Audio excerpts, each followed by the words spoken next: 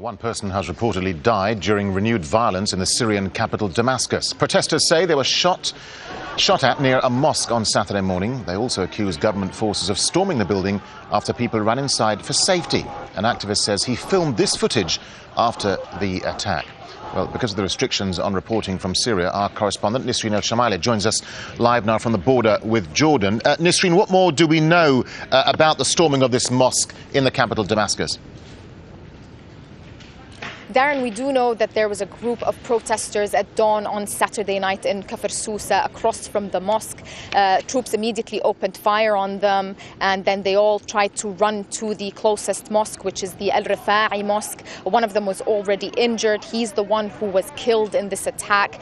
Troops then managed to storm into the mosque from the upper level and opened fire on worshippers there. And as I mentioned, one man was killed as he was running towards the mosque, and at least 20 people have been injured in the attack, according to activists. Now, we also heard that the imam of the mosque was among the people who were injured. He is 80 years old and his name is Usama al-Rifa'i, and he is now hospitalized. We also heard from activists that the troops that stormed into the mosque completely ransacked the place, breaking glass windows and destroying air conditioning units, arresting 150 people, and even desecrating the Quran, which is the Muslim holy book. And this is a huge offense to all Muslims around the world. We also heard that the worshippers were trapped inside the mosque for a long time by the troops that surrounded the mosque. So their families and relatives decided to hold a protest in condemnation of this attack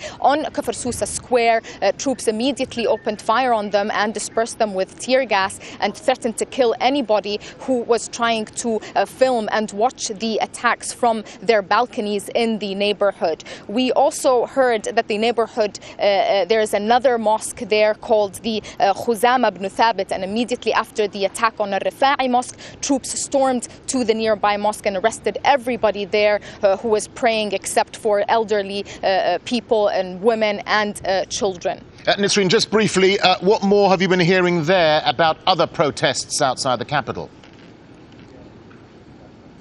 Well, lots of Syrians have taken to the streets to condemn this attack on Saturday that happened basically on the 27th day of Ramadan. It's one of the, if not the holiest day of the year. It's called Laylat al-Qadr, where Muslims spend the entire night and early mornings, early hours of the dawn praying and worshipping. So there were several protests that took place in Damascus against this attack, in Homs as well, and in Rif Dimashq Governorate, which is just outside Damascus.